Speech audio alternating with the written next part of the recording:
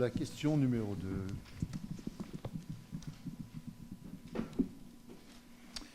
Alors, la question numéro 2, la formation initiale des chirurgiens, quelle peut être la place des écoles de chirurgie, du compagnonnage, y compris dans sa version aspect sociétal, juridictionnel, assurantiel. Alors, le constat. La formation académique et théorique au cours des DES et du DESC est correctement faite dans les interrégions, bien qu'elle soit inégale et que la part réservée aux enseignements magistraux habituellement va plutôt en diminuant au profit d'un enseignement interactif, facilitant le contact plus direct entre l'enseignant et l'enseigné. Alors, le point important, c'est le compagnonnage. Ce compagnonnage est souhaité par les internes, mais il présente actuellement de plus en plus de difficultés. Le compagnonnage est une spécificité de la chirurgie française. Si on compare avec les pays avoisinants, la semaine dernière, on discutait avec les Italiens. Souvent, ils rentrent au bloc opératoire et ils ont un rôle effectif que beaucoup plus tard que nous. Ce compagnonnage, il est de plus en plus difficile dans les services parce que les services deviennent de plus en plus hyper spécialisés et l'interne ne trouve pas toujours très bien sa place. D'autre part, il est certain que les services de chirurgie ne tiennent peut-être pas assez compte de la place qu'il faut réserver à l'apprentissage des gestes simples, à l'apprentissage des gestes méthodiques. Et dans cette ambiance hyper spécialisée, l'interne ne sait plus très bien où il en est souvent. On tient le carnet de stage. Bon, il existe. Il est souvent subjectif, on en tient plus ou moins compte. La liste des interventions n'est pas très bien spécifiée. Et quant à l'enseignement des aspects juridiques, assurantiels, sociétaux, etc., il est habituellement très insuffisant. Alors les propositions, c'est que les cours théoriques deviennent de plus en plus interactifs, que ce compagnonnage permette de mieux enseigner les gestes essentiels avec une liste des interventions qui doivent être effectuées et maîtrisées, une place plus importante à réserver aux maîtres de stage, qui est souhaitée par tous, par les étudiants. Souvent d'ailleurs, ils souhaitent des maîtres de stage un peu plus jeunes que des professeurs titulaires. Alors la place des laboratoires d'enseignement, on peut appeler les écoles de chirurgie, prennent de plus en plus de part dans l'enseignement et dans toutes les régions françaises se développent de manière très importante. Elles utilisent de plus en plus la simulation. Elles devraient permettre des gestes sur des gros animaux. La cœlioscopie est possible sur des gros animaux. Et les interventions ouvertes, bien sûr. Des gestes sur les petits rongeurs pour la microchirurgie.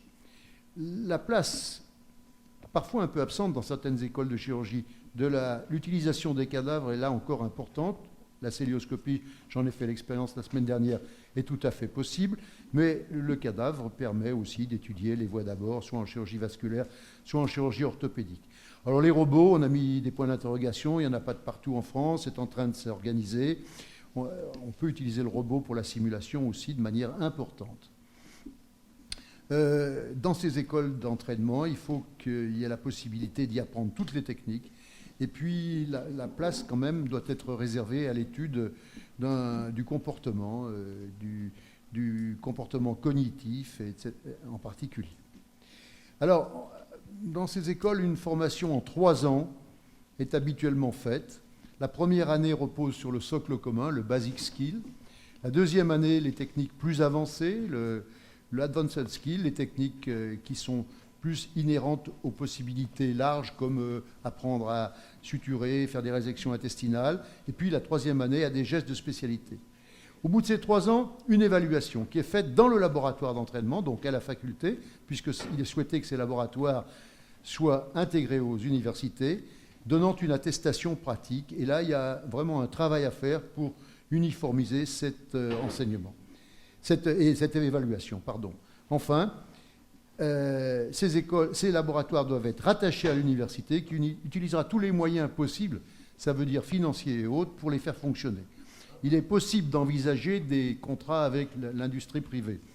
Certainement parce que, par exemple, quand on a à Lyon là, des mannequins, quand on connaît le prix d'un mannequin, il est clair que pour pouvoir équiper une école de chirurgie avec 2, 3, voire plus de mannequins, c'est un budget très important. Il est possible dans ces écoles de faire des enseignements croisés, ça c'est très intéressant, avec par exemple l'anesthésie-réanimation, avec les radiologues. Cela devrait permettre des échanges tout à fait pluridisciplinaires, tout à fait formateurs. Voilà par exemple un tableau que j'ai tiré d'une publication relativement récente qui montre combien l'utilisation de la réalité virtuelle peut améliorer les performances. Prenons simplement la deuxième colonne, les traumatismes de la vésicule. Vous voyez qu'on passe en noir chez un interne en formation à la colonne grise, c'est-à-dire qu'après une certaine pratique, dans un essai randomisé, en double aveugle, après un certain temps de pratique de la chirurgie sur simulateur, les performances se sont nettement améliorées et on retrouve ça dans tous les autres critères qui ont été choisis. Donc les propositions des cours interactifs plus réguliers, un compagnonnage où on apprend les gestes essentiels et le maître de stage a un rôle important, je l'ai déjà dit, et les laboratoires d'entraînement. Voilà l'utilisation des mannequins. Il en existe différents types. Xavier Martin, qui est ici, pourra vous renseigner si nécessaire. Et je sais que ces mannequins ont un budget qui est plus de 150 000 € par mannequin. Et puis, voilà ces écoles installées et qui permettent de pratiquer l'ensemble. Je suis allé à l'école européenne de chirurgie la semaine dernière. Il y avait 4 cadavres et on pouvait faire toute la chirurgie par mini-invasive, par chirurgie ouverte, et y compris le robot. J'étais assez impressionné des possibilités. Voilà pour la deuxième question. Alors, l'intervenant sur la deuxième question, c'est Xavier Martin, justement. Xavier Martin, ancien doyen de la faculté de médecine de Lyon, il est maintenant directeur de l'école de chirurgie. Bien, merci. Est-ce que vous pouvez me... Oui, je pense qu'on peut commencer. Vous avez la parole. Allez-y. Je vois des contorsions pour ne pas appeler un chat un chat. Notre ancien système donnait accès au stage de chirurgie dès après le PCB et on menait parallèlement les concours hospitalo-universitaires, ce qui permettait qu'en 5e année, pour ceux qui étaient nommés tôt, de pouvoir avoir déjà un apprentissage de la chirurgie et que la 5e année était une formalité et la 6e année de stage interné n'était pas faite. Actuellement, avec la sélection du numerus clausus, nous avons 12 000 de nos enfants qui font leurs études à l'étranger, notamment en Roumanie, où l'enseignement traditionnel est fait de la même façon qu'il était fait dans notre génération. Ils vont revenir passer l'examen national classant. Donc la première réforme, c'est de supprimer le clausus et de faire une sélection progressive sur 2 ans pour réaiguiller, ce que disait notre collègue, les étudiants qui ne sont pas compétents pour faire des études de médecine. Le deuxième élément que je voulais dire, c'est qu'étant donné que la formation de la chirurgie est très tardive, pour devenir un bon opérateur avec l'hyperspécialisation, ça va être extrêmement difficile si on veut faire une chirurgie un petit peu large. Donc on s'oriente de plus en plus vers une hypersélection et une hyperspécialisation. Je me permets de vous rappeler que 70% des actes de chirurgie générale sont faits en clinique libérale et sans pouvoir donner accès aux internes à une formation en clinique libérale, je ne vois pas comment on pourra les former à la chirurgie générale viscérale. Pendant 10 ans, j'ai eu des internes de 2e et 3e année qui m'aidaient en premier et j'ai pu leur apprendre ma technique et un certain nombre de choses que j'ai fait en chirurgie en libérale. Il est devenu impossible au bout de 10 ans de le faire avec le plein temps, donc les internes n'ont pas d'accès à la chirurgie générale spécialisée qui est faite d'excellente qualité dans beaucoup d'établissements libéraux. Voilà les 2 choses que je voulais dire dans un premier temps. Pour la deuxième chose, c'est question numéro 5 qui va être abordée tout à l'heure. Donc, vous aurez la réponse tout à l'heure. Oui ? Je ne reviens pas sur le fond de ce qui vient d'être dit. Je voulais simplement corriger un chiffre. Il n'y a pas des milliers d'étudiants français en Roumanie. J'étais hier avec le ministre de l'Enseignement supérieur roumain et nous étions d'accord avec les autorités françaises pour considérer qu'il y a 600 étudiants français dans les filières de médecine, de chirurgie dentaire et de physiothérapie en Roumanie. 600 et pas 12 000. Non, mais ça en fait 300 qui, en général, en plus, ont planté la filière et ont des résultats catastrophiques. Donc, si vous avez un membre de votre famille que vous voulez inciter à s'installer en Roumanie, c'est la bonne filière. Mais s'il envisage vraiment de repasser par l'ECN et de devenir chirurgien, c'est clairement pas la bonne. Bien. Bien. Monsieur Martin, Voilà. on vous écoute. Donc on va essayer de répondre à cette question parmi l'ensemble des questions qu'on va utiliser. Qu'est-ce qu'un chirurgien? Je pense que c'est important parce qu'en 2013, on peut se poser la question, est-ce que c'est quelqu'un qui fait des gestes opératoires? C'était évident quand on mettait les mains dans le malade par une incision, ça l'est moins maintenant qu'on fait des traitements ciblés avec des systèmes de repérage particuliers. Est-ce que c'est celui qui maîtrise une filière? Ce serait bon pour les ophtalmos, pour les urologues, mais pas pour les chirurgiens digestifs, ni pour les orthopédistes. Est-ce que c'est lui qui maîtrise les indications? Probablement pas, puisque maintenant on a des RCP multidisciplinaires. Est-ce qu'il maîtrise des techniques? Est-ce qu'il est le seul capable de prendre en compte les complications de ses gestes? Peut-être que c'est le seul élément qui définisse un chirurgien actuellement. C'est vrai qu'au stade actuel, on fait du ciblage, du traitement mini-invasif. Et qu'est-ce qui différencie un chirurgien vasculaire d'un radiologue qui fait une dilatation ou d'un radiologue qui ponctionne un rein et qui fait de la radiofréquence, d'un urologue? On peut se poser la question. Les outils de localisation sont dans les mains souvent d'autres spécialités. Les chirurgiens cardiaques posent des prothèses aortiques, les cardiologues en posent maintenant par voie endoluminale. Donc tout ça est bien confus. Qu'est-ce qu'il faut former? Des chirurgiens ou les gens qui mettent les prothèses? Le chirurgien, en plus des qualités qu'a définies Jacques Beaulieu, d'être quelqu'un de précis, résistant au stress, travailleur, souvent un gros travailleur, qui prend des gardes, qui est très au contact des patients, qui doit avoir de l'empathie, doit avoir des qualités de leadership, il doit être intègre, il doit être honnête, il doit avoir le sens de la communication avec le patient, donc il y a une formation extra technique. Il doit apprendre lui-même les nouvelles techniques, donc il doit avoir une certaine formation dans le domaine de la recherche pour apprendre d'autres techniques. Il doit y avoir une résilience du chirurgien par rapport à la maladie, par rapport au système de soins. Donc les qualités du chirurgien, c'est celles qui vont nous intéresser parce qu'on doit justement le former. Alors l'école de chirurgie, pour moi, ce n'est pas un local où on met un simulateur. Il faut faire la démarche inverse, il faut savoir ce qu'on veut former. On veut former un produit fini, donc on va devoir, l'école de chirurgie, que je conçois plutôt comme un institut dans chaque faculté de médecine, doit d'une part recruter les étudiants les plus adaptés à faire de la chirurgie, on en a parlé, établir un cursus adapté, donc il faut définir le cursus, l'évaluer, il doit éventuellement former les étudiants aux actes techniques, bien évidemment, on va en parler, mais également aux qualités non techniques du chirurgien, et il y a beaucoup de qualités non techniques qu'il va falloir également enseigner. Développer la recherche, maintenir le savoir-faire. Et puis, l'école de chirurgie doit aussi réfléchir sur le devenir de la chirurgie, qui va être basée sur des nouvelles techniques d'imagerie, bien souvent, ou des agents physiques. Donc, il va falloir qu'on maîtrise ces agents physiques.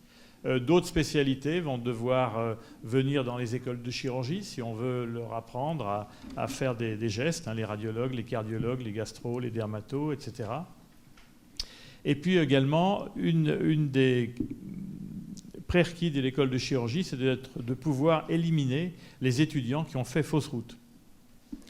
Alors les outils, on en a parlé, des simulateurs, des substituts. On utilise dans la formation des substituts, je vais vous en montrer une photo pour faire des points en microchirurgie, des organes humains éventuellement, ou des organes animaux, une patte de cochon, le poulet par exemple, la cavité abdominale du poulet sont des substituts. On peut, pour faire des gestes plus complexes, utiliser des simulateurs informatisés, donc très coûteux, ce dont a parlé Jacques, éventuellement des animaux, c'est un très bon simulateur, le cochon, pour des gestes complexes. Et puis, il doit y avoir également, dans ces écoles de chirurgie, des formations au savoir-être, c'est-à-dire au comportement du chirurgien face à une agressivité du malade, face à un stress, etc. Donc ça, il y a des techniques qui existent. Les militaires nous ont beaucoup montré la voie dans ce domaine. L'école de chirurgie, je la vois aussi comme un endroit où des gens de spécialités différentes peuvent travailler et échanger. Et sur le plan technique, on sait que c'est très enrichissant. C'est un complément à la formation par compagnonnage. Il n'y a pas d'un côté le laboratoire, d'autre côté le compagnonnage. Il faut les deux, bien évidemment. L'intérêt des écoles de chirurgie, c'est que c'est dans les écoles de chirurgie où on peut faire l'évaluation des étudiants, on peut donner une certification et on peut voir l'étudiant qui n'est pas apte à faire ce métier. Donc c'est un complément du compagnonnage. Substitut, c'est ce qu'on appelle la double horloge qui entraîne les étudiants de microchirurgie à mettre l'aiguille dans tous les sens qu'on peut imaginer. Et en temps limité, on peut le chronométrer. Les avantages de ces substituts, c'est le coût, la disponibilité. Les étudiants peuvent venir en self-service dans une pièce qui leur est ouverte.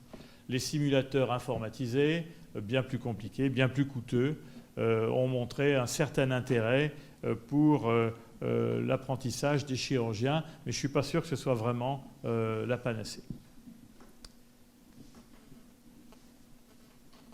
Les moyens, donc des locaux, l'idéal c'est d'être à côté d'un laboratoire d'anatomie pour profiter des pièces anatomiques humaines. Et puis je pense que l'anatomie y gagne aussi beaucoup à l'université, vu que ça peut leur donner un essor particulier. Des locaux non techniques, salles de réunion, et puis des salles de débriefing, bien évidemment. Il faut que l'école de chirurgie ait l'écoute de la gouvernance de la faculté de médecine, parce que recruter les chirurgiens de demain, c'est savoir, au cours du deuxième cycle, les inciter. Alors, on a comme projet de faire un certificat optionnel qui s'appellerait « Devenir chirurgien », qui donnerait un enseignement en anatomie, par exemple, sur les biomatériaux, sur les différentes techniques de suture, etc. Donc, qui serait adressé aux étudiants de deuxième cycle. Établir un cursus chirurgical, donc un référentiel métier, je pense que c'est un terme qui plaira à Yves Matillon, un cahier des charges par spécialité, des connaissances techniques, de tout ce qui est le prérequis, et de façon à pouvoir répondre par des formations standardisées, comment faire une néphrectomie en plusieurs étapes, comment mettre les trocars, comment disséquer le côlon, etc. Donc on peut très bien faire une formation avec des étapes en difficulté pour les étudiants. Actuellement, le DES de chirurgie est organisé avec un enseignement national qui souvent qui devient de bonne qualité, mais pour lequel il manque une application pratique. Donc il faut établir des référentiels pour chaque spécialité. Par exemple, en première année à Lyon, les étudiants ont un certificat qui s'appelle Basic Skills, qui est fait par le Royal College of England. C'est les 2 jours avant qu'ils commencent leur premier semestre d'internat, ils apprennent et ils sont diplômés par le Royal College. Et en deuxième année, ils ont des séminaires qui s'appellent Advanced Surgical Skills. Ça, c'est le programme de la première année.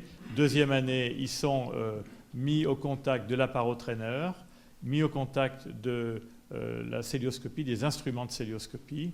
Et en troisième année, ils vont vers les desks. Et chaque desk, par la suite, comporte 5 séances dans l'année de célioscopie, chirurgie ouverte, encadrée par les enseignants. La recherche est importante pour les écoles de chirurgie parce qu'il faut qu'on puisse donner des sites de formation pour les Master 2 et les thèses de nos futurs universitaires. Donc c'est important d'avoir une structure éventuellement labellisée qui puisse permettre aux étudiants de faire leur Master 2, qui vont faire dans des domaines souvent d'instrumentation, de robotique ou de modèles expérimentaux de transplantation, etc. Créer un esprit d'école, un lieu commun, mettre à disposition des formations pratiques, agir comme un plateau technique où d'autres formations, d'autres DU qui sont disponibles dans l'université peuvent être appliquées.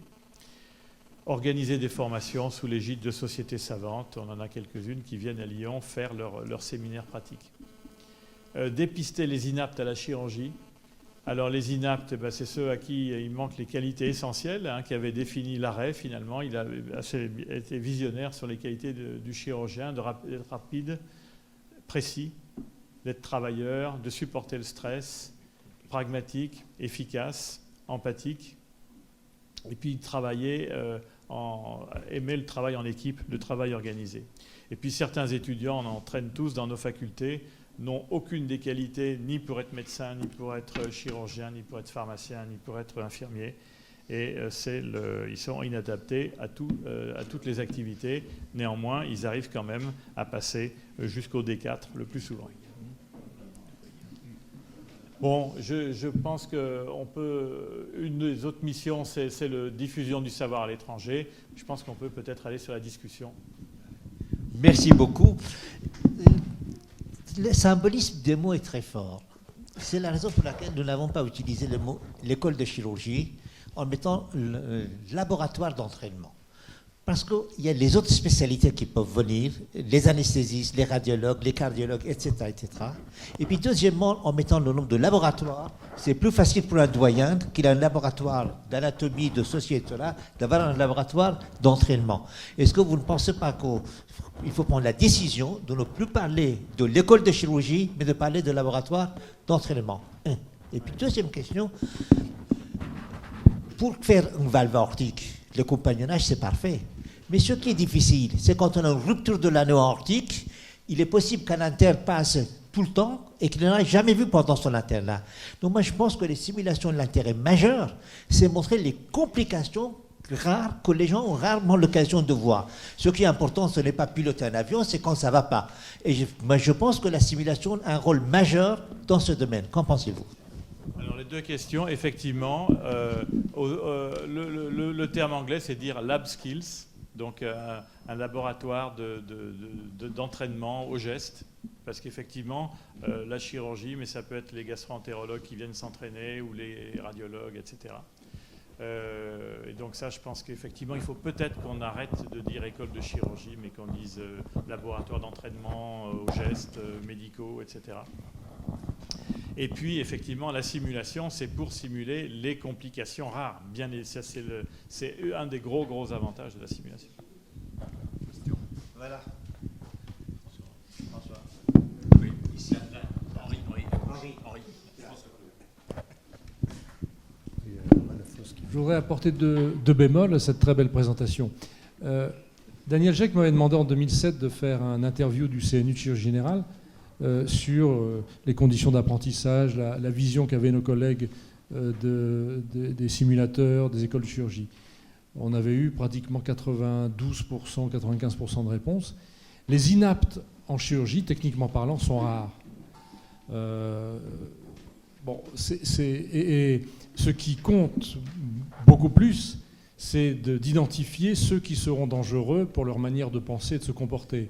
Et ça, je pense qu'on le voit dans le service. Le deuxième point, c'est quelle est la part d'intoxication dans cette mode des laboratoires de simulation, d'entraînement, etc. D'une part, de la Célio, et deuxièmement, de l'aéronautique.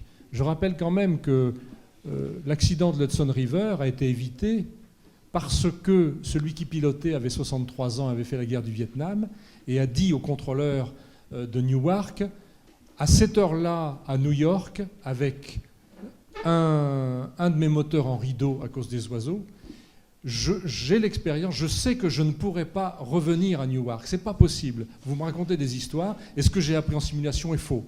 Et donc il a pris le risque, et il s'est posé, vous le savez, sur l'Hudson. Bon, bien sûr, une hirondelle ne fait pas le printemps, mais je pense que ça, on est un petit peu intoxiqué par la pratique aéronautique, et justement la richesse des champs d'activités chirurgicaux fait que tout n'est pas simulable.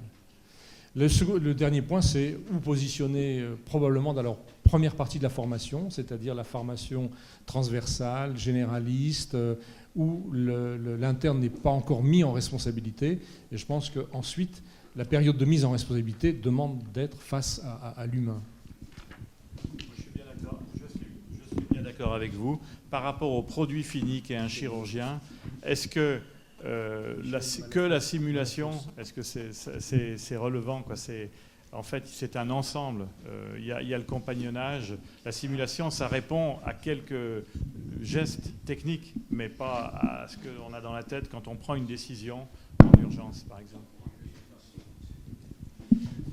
Pour m'amuser, c'est que pour critiquer l'aéronautique, vous avez donné un autre exemple de l'aviation. Michel Lafos. Je voulais simplement m'étonner de ne pas avoir entendu le terme courbe d'apprentissage. Et je voulais insister là-dessus parce que c'est certes une très bonne chose de dire que le compagnonnage est la meilleure manière d'apprendre la chirurgie, j'en suis tout à fait convaincu, mais on vit à une époque où je crois qu'il faut dire que le compagnonnage est le complément de la simulation, disons pour dire grossièrement, parce qu'on vit dans une société où il est extrêmement difficile, en particulier à l'hôpital public, de faire admettre à des patients qu'ils vont être opérés, et ils le disent eux-mêmes, par un apprenti. Docteur, je ne veux pas être opéré par un apprenti. La simulation, dans ce qu'elle a maintenant de très accompli sur le plan technique dans un certain nombre d'universités en France, me paraît être, et peut-être que je me trompe, et j'espère que vous allez me le démontrer, la technique la plus importante pour la formation initiale. Et le compagnonnage est satellite du terme courbe d'apprentissage. Et c'est très difficile d'admettre l'apprentissage sur son prochain. Oui, je pense que je ne l'ai peut-être pas assez fait ressortir, mais certification, ça veut dire évaluation de l'étudiant qui est capable de faire une technique. Il est certifié pour cette technique. Donc, effectivement, ça nous donne, tous ces instruments nous donnent la possibilité de noter pas à pas et de voir la courbe d'apprentissage. C'est tout à fait vrai. C'est un des avantages de ces laboratoires de gestes. Lobel, oui, j'aurais voulu revenir sur la notion de compagnonnage, parce que je pense que c'est un thème qu'on aurait pu discuter ici dans le cadre de l'Académie de chirurgie de façon plus globale. Qu'est-ce que c'est aujourd'hui que le compagnonnage? Parce que je vois très bien le compagnonnage au bloc opératoire, je le vois très bien au staff de sortie le matin, je le vois très bien dans les RCP, mais je ne le vois plus du tout au lit du malade. Le malade n'est plus jamais dans son lit, visible par une équipe pour pouvoir s'intéresser à lui. Donc la notion de compagnonnage a totalement, à mon sens, disparu, et je comprends bien les internes qui disent maintenant on regrette qu'il n'existe plus, parce qu'il est très difficile à trouver en dehors, bien sûr, des laboratoires d'entraînement, mais aussi éventuellement des situations que j'ai signalées, c'est-à-dire au bloc opératoire, ça oui. Mais comment vous allez leur apprendre le management du patient, c'est plus du tout évident et ça mérite certainement une réflexion. Le compagnonnage n'est plus du tout ce que nous avons connu.